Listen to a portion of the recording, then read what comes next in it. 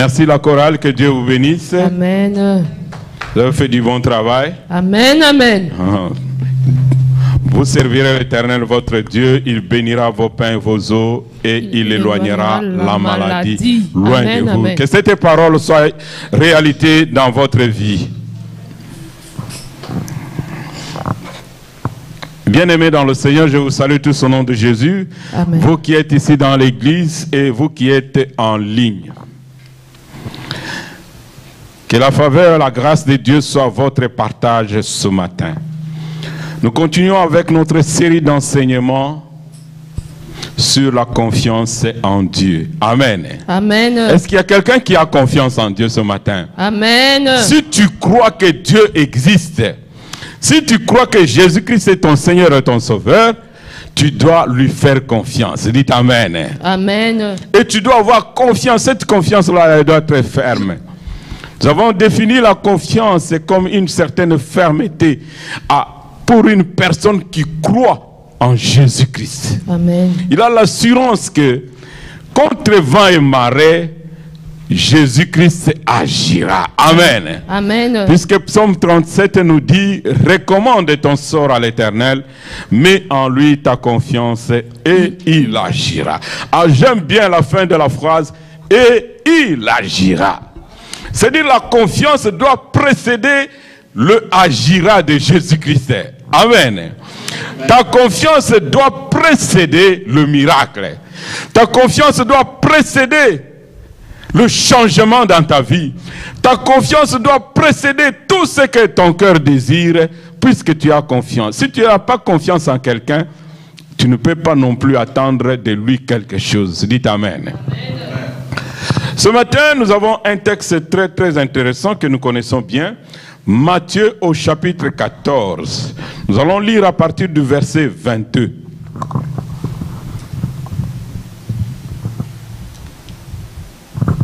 Je pense que vous n'avez pas de micro, je vais m'efforcer de lire tout seul. Nous allons lire à partir du verset 22. Est-ce que nous avons trouvé? Je disais Matthieu 14, nous allons lire à partir du verset 22.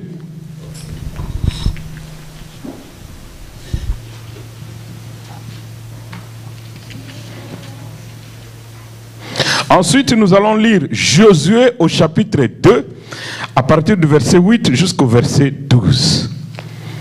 Mais ça, on va lire plus tard. Est-ce que nous pouvons nous lever dans la présence de Dieu? Et toi qui es en ligne, partage la vidéo. Ensuite, prends aussi ta Bible et quand nous lisons, tu dois lire avec nous. Alléluia.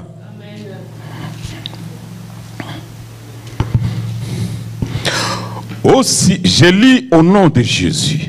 Amen. Le titre du texte, c'est Jésus marche sur les eaux. Alléluia. Heureusement qu'il n'y a personne d'autre qui a marché sur les eaux. Amen. Aussitôt après, on parle de Jésus, il obligea les disciples à monter dans la barque et à passer avant lui de l'autre côté, pendant qu'il renverrait la foule. Quand il eut renvoyé la foule, il monta sur la montagne pour prier à l'écart. Amen. Et comme le soir était venu, il était seul. La barque déjà au milieu de la mer était battue par le flot, car le vent était contraire. Et à la 4e veille de la nuit, Jésus alla vers eux, marchant sur la mer. Et quand les disciples le virent marcher sur la mer, ils furent troublés et dirent, c'est un fantôme. Et dans leur frayeur, ils poussèrent des cris. Jésus leur dit aussitôt, rassurez-vous, c'est moi. N'ayez pas peur. Amen. Pierre lui répondit, Seigneur, si c'est toi, ordonne que j'aille vers toi sur les eaux. Et il dit, viens. Pierre sortit de la barque et marcha sur les eaux, puis pour aller vers Jésus. Mais voyant que le vent était fort, il eut peur, et comme il commençait à enfoncer, il s'écria, Seigneur, sauve-moi. Aussitôt Jésus étendit sa main, le saisit et lui dit, « Homme de peu de foi, pourquoi as-tu douté ?» Verset 32, « Et ils montèrent dans la barque et le vent cessa. » Parole du Seigneur. Amen. Amen. Est-ce que nous pouvons nous asseoir et acclamer la parole de Dieu? Gloire à Jésus. Jésus est bon. Bien-aimé, j'ai parlé tout à l'heure de la confiance. La confiance que nous devons avoir dans la personne de dans la divinité de notre Seigneur Jésus-Christ, qui est notre Dieu, le véritable. Il n'y a pas un autre Dieu comme lui. Avant lui, il n'y avait pas de Dieu, et après lui, il n'y en aura jamais de Dieu. Il est l'unique et le véritable Dieu. Les autres qu'on appelle des dieux, ce ne sont pas des dieux. Je le dis et je le confirme. Si dans ta communauté, on reconnaît que Jésus n'est pas Dieu, celui que vous reconnaissez là, il n'est pas Dieu non plus. Alléluia. Il y a un véritable Dieu, c'est Jésus-Christ de Nazareth. Il faut que le monde le sache, que Jésus-Christ de Nazareth, c'est lui le véritable Dieu. Amen. Alléluia. Amen. Que vous le voulez ou pas, Jésus-Christ est le Seigneur des Seigneurs, le Roi des Rois. Et il est notre Dieu. Nous le confessons et nous le vivons aussi. Amen. Amen. Jésus, ce matin, il nous parle, nous devons parler de la confiance en Dieu. Et nous regardons dans le texte que les disciples de Jésus, qui marchaient avec Jésus, qui mangeaient avec Jésus, qui priaient avec Jésus, qui dormaient ensemble avec Jésus, ils devaient vraiment bien les connaître. Alléluia. Mais curieusement, il y a certaines attitudes qui montrent vraiment qu'il y avait la confiance était en souffrance. Alléluia. C'est la même chose avec les chrétiens d'aujourd'hui. Ils prient Jésus, ils marchent avec Jésus, mais parfois la confiance est en souffrance. Amen. Amen. On nous dit que Jésus renvoya la foule. Il demanda à ses disciples d'aller de l'autre côté. La fois passée, quand nous avions parlé de la confiance, nous avons énuméré quelques ennemis de la confiance. Est-ce que vous pouvez me le rappeler? Nous avons dit qu'il y a plusieurs ennemis de la confiance, mais le dimanche passé, ou l'autre dimanche, nous avions étudié deux ennemis essentiels. Le premier ennemi, nous avons dit que c'était quoi? Les paroles négatives. Alléluia. Les paroles négatives ou bien les pensées négatives. Et le deuxième ennemi, nous avions dit que c'était quoi? Les raisonnements. Alléluia. Les raisonnements négatifs ou les raisonnements impurs. Ce sont les ennemis qui empêchent l'homme d'être confiant envers le Seigneur. Alléluia. Amen. Puisque Dieu peut te dire quelque chose, toi tu penses son contraire. Toi tu raisonnes autrement. Dieu peut dire que je vais te bénir, mais il ne te dit pas par quel moyen il va te bénir. Mais toi dans ton raisonnement tu commences à dire, c'est à travers Léon qu'il va me bénir. Alléluia. Dans ton raisonnement. Dieu peut te dire, marche de cette façon-ci. Toi tu dis, non, non, non, non, non, ce chemin est trop dangereux. Je peux prendre, tout chemin mène à Rome, mais je vais quand même arriver à destination. L'essentiel est que je puisse arriver. Donc le raisonnement humain, le médecin peut te dire qu'il te reste très peu de temps, mais ce n'est pas ce que Dieu a dit. Alléluia. Amen. Les paroles négatives et les pensées négatives sont toujours contraires à ce que Dieu a dit. Voilà pourquoi nous avons dit, le serpent a posé la question à Adam et Ève. Dieu a-t-il réellement dit? Alléluia. Ça a créé un trouble dans leur esprit. Et nous savons, nous connaissons les conséquences. Ce soir, en parlant de ce texte, je vais ajouter deux autres ennemis. Le doute et la peur. Est-ce que quelqu'un peut dire le doute et la peur? Le doute et la peur. Le doute et la peur sont aussi les ennemis de la confiance. Dites Amen. Vous verrez que dans ce texte, les disciples de Jésus-Christ, il y a des éléments de doute et de la peur. Jésus-Christ, il y a plusieurs enseignements dans ce texte, mais je vais aller mollo mollo, doucement doucement, pour parler un français correct.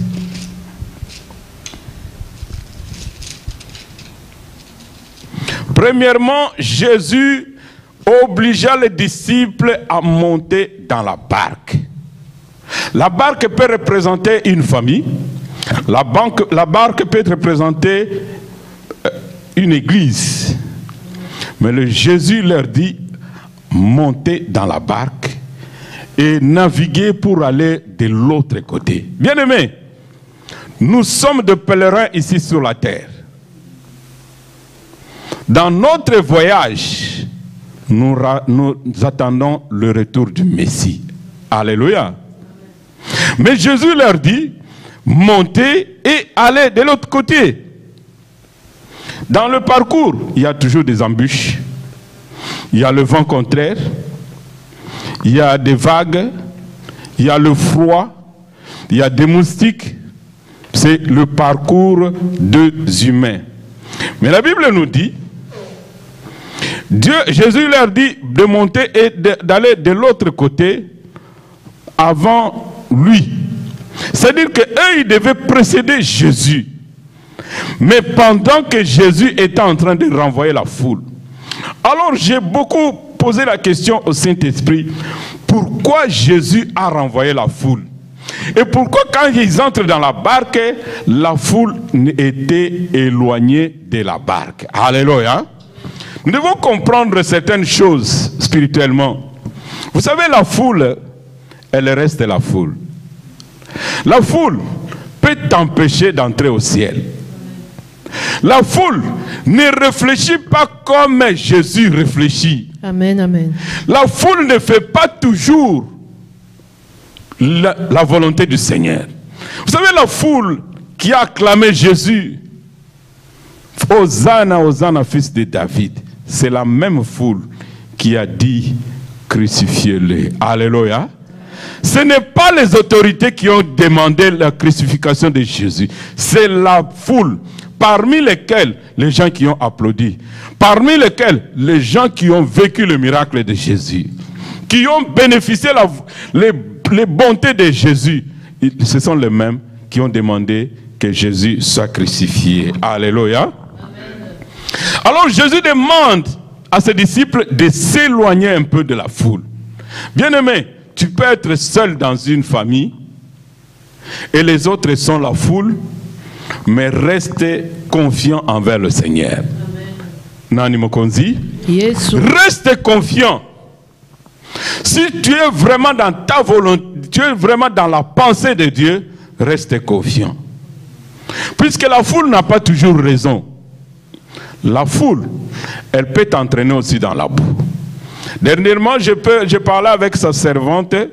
Je disais que le roi qui avait remplacé Salomon, c'est la foule qui l'a mis dans le pétrin. C'est la foule qui l'a donné de mauvais conseils. Alléluia.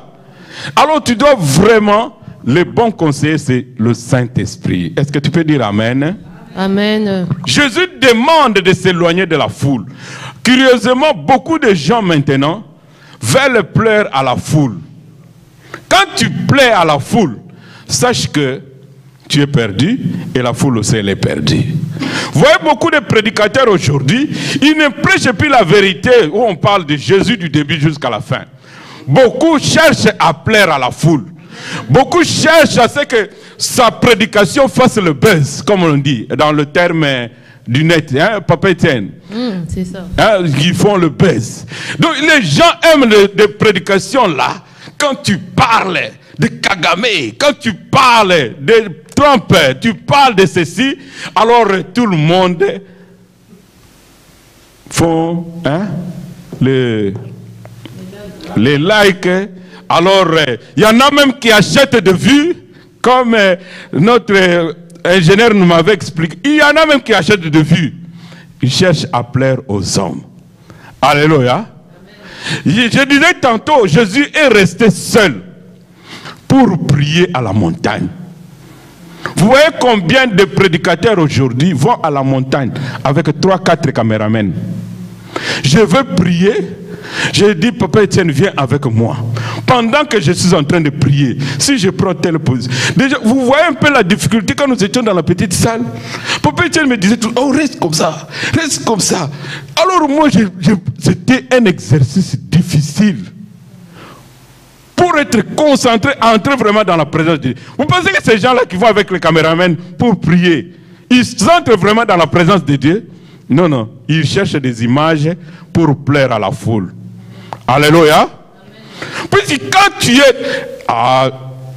vous voyez un peu, Jésus-Christ priait avec Pierre, Jacques et Jean dans la transfiguration.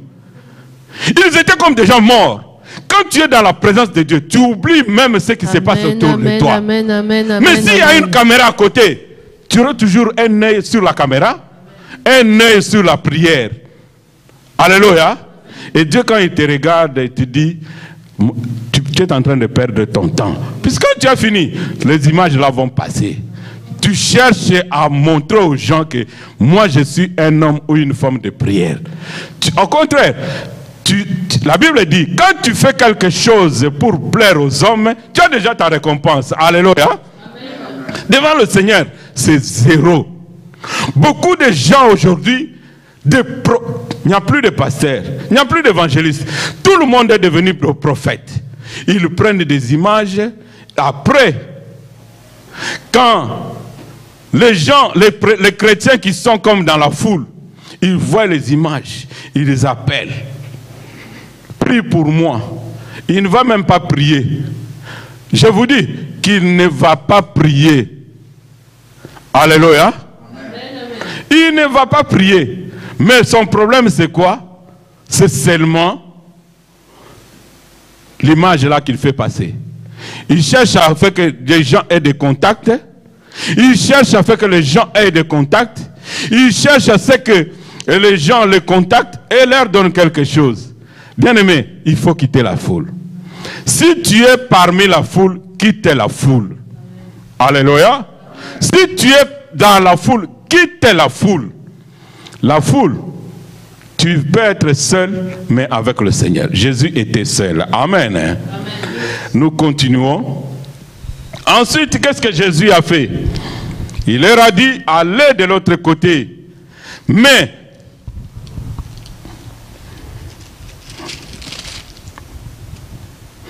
la Bible dit, la nuit était avancée. Alléluia. Le soir était venu. Et le soir, ça veut dire quoi? Nous allons vers le temps de la fin. Nous ne sommes plus au matin, nous ne sommes plus à midi, mais nous allons au temps de la fin. Et au temps de la fin, chacun doit faire très très attention. Et dans le bateau de Dieu, il y a toujours des vents, il y a des flots, il y a toujours des situations, des vents contraires. Mais eux, ils étaient dans la barque. Le bateau était battu, ou la barque, elle était battue par le flot de mer. Mais quand ils voyaient le flot de mer, c'est Jésus qui leur a dit d'aller dans la barque, n'est-ce pas? Ils devaient avoir confiance, hein? Mais eux, ils n'avaient pas confiance. Que c'est Jésus qui les a mis dans la barque. Quand Jésus te met quelque part, contre le vent et marée, tu dois avoir confiance. Amen, amen. Alléluia. Amen. Quand Jésus te place quelque part, tu dois lui faire confiance. Quand Jésus t'envoie quelque part, tu dois lui faire confiance. Dites Amen. Hein? Amen. Mais eux, ils n'avaient pas confiance. Ils ont regardé le flot. Ils vont regarder le vent, ils vont regarder le vague, mais ils ont oublié que c'est Jésus qui les a mis là. Ils ont commencé à avoir peur. Ils ont douté. Avant la peur, il y a d'abord le doute. Alléluia. Dans la vie de chacun d'entre nous, avant la peur, il y a le doute. Le doute, Quand quelqu'un doute, c'est qu'il n'est pas sûr. Est-ce que vous comprenez bien? Quand quelqu'un doute, c'est qu'il n'est pas sûr de ce qu'il fait. Si tu veux te marier, une jeune fille veut se marier à quelqu'un, quand il doute, c'est qu'il n'est pas sûr de cette personne-là. Il est en train d'hésiter. Le doute détruit la foi. Quand quelqu'un doute, sa foi est en train de vaciller. Voilà pourquoi Jésus dit dans Marc chapitre 11, si vous avez la foi, vous dites à cette montagne, ôte-toi de là, jette-toi dans la mer, et que vous ne doutez pas, ce que vous dites, ça va s'accomplir. Alléluia. Donc le doute va empêcher que tu aies les bons résultats. Amen. Hein?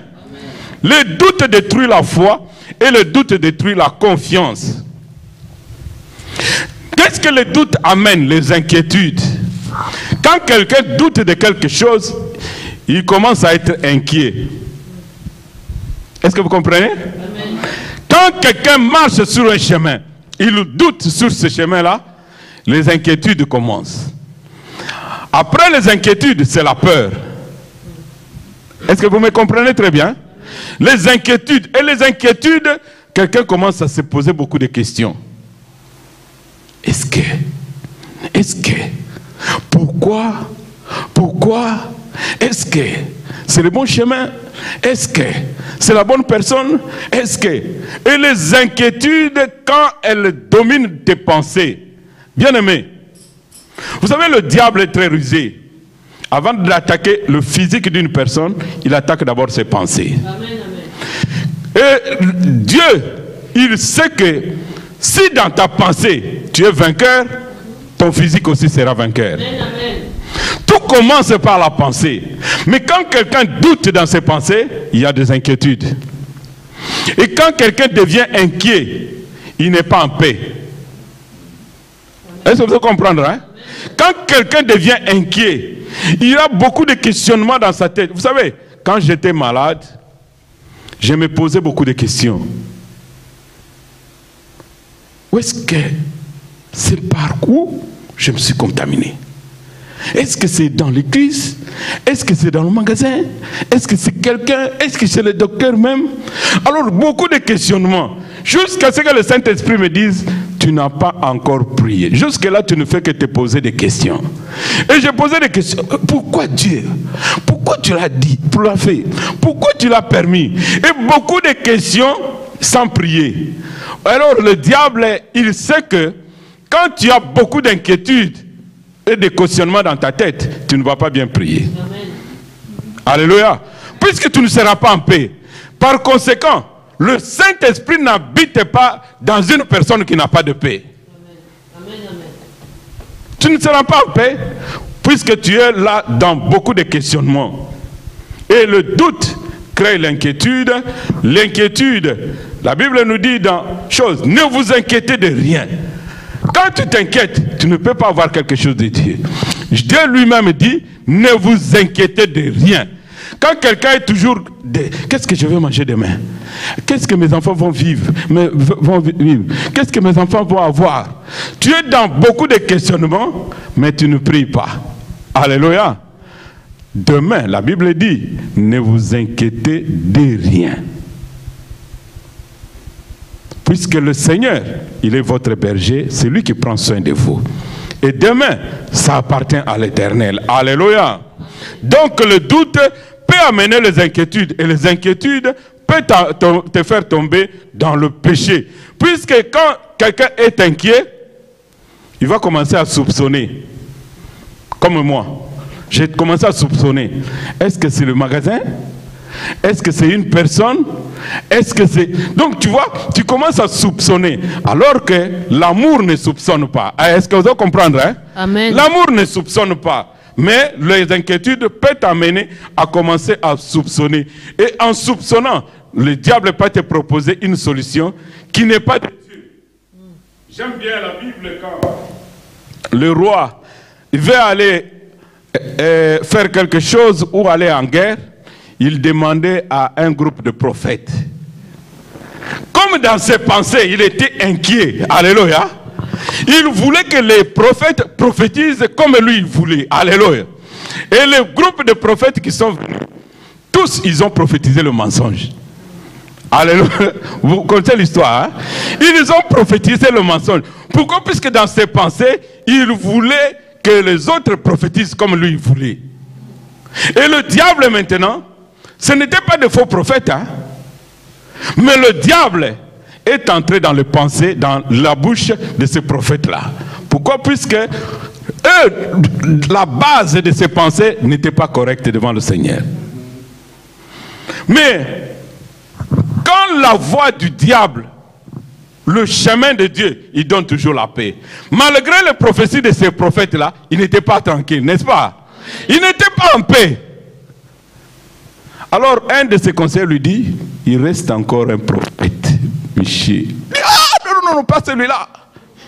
Celui-là, il prophétise toujours le contraire.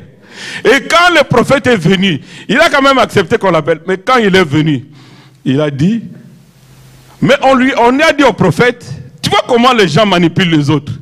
On a dit au prophète, les autres prophètes comme toi, les autres prophètes qui marchent avec Dieu comme toi, ils ont dit ceci au roi. Alléluia.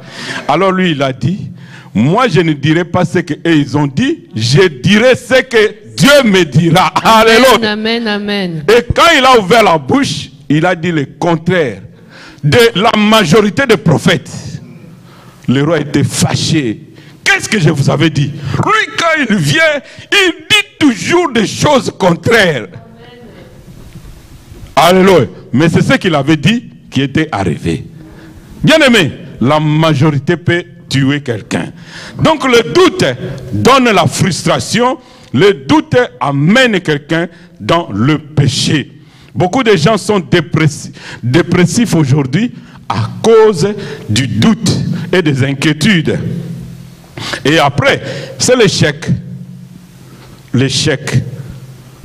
Voilà pourquoi aujourd'hui, vous verrez beaucoup d'étudiants. Il va faire les droits, mais au fond de lui, il n'aime pas les droits. Mais il s'inscrit quand même en droit. Alors, au milieu de l'année, il doute. Est-ce que c'est le droit ou l'économie? Alléluia. Et à la fin de l'année, ah non, je trouve que ce n'était pas l'économie, ça doit être les sciences. Et l'année prochaine, il change d'option. J'ai croisé un monsieur qui était un vendeur de lunettes. Il est aussi professeur. Alors il me dit, mon fils a fait le kiné. Il a terminé. Il a même eu le diplôme. Quand il a eu son diplôme, il a dit, papa, moi je n'aime pas ça. J'ai fait ça puisque ma mère voulait que je fasse ça. Maintenant, je dois faire autre chose que je veux. Il a recommencé la première année. Après 7 ans d'études. Et quand il recommence la première année, deuxième année, il dit, je trouve que ce n'est pas ça. Alléluia. Il me dit, les jeunes d'aujourd'hui, je ne les comprends pas. Ils sont toujours dans le doute dans ce qu'ils sont en train de faire. Quand tu doutes, c'est fini à l'échec. Alléluia. Le doute, c'est la mère de la peur. Quelqu'un qui doute, il finit toujours par avoir peur. Le deuxième ennemi, c'est la peur. Bien aimé, la peur, c'est une arme du diable. Amen. Il y a deux sortes de peur. Il y a la peur. Les disciples, quand il y avait des vagues, ils ont eu peur. Il y a la peur normale. Tu peux être dans la maison toute seule. Tu vois une ombre, quelqu'un entre sans frapper à la porte. Il est derrière toi. Tu sursautes, tu as peur, n'est-ce pas? Ça peut arriver que tu aies peur. Ou bien tu entends un bruit, tu as peur. Ça, c'est une peur normale. Mais il y a aussi la peur démoniaque. Alléluia. Il y a la peur démoniaque. Il y a des gens qu'on dit toujours, les Français, ils disent toujours qu'il y a quelqu'un qui a toujours peur. Ce n'est pas une peur normale. Hein? Toi, tu as toujours peur de tout. Il a peur des noirs,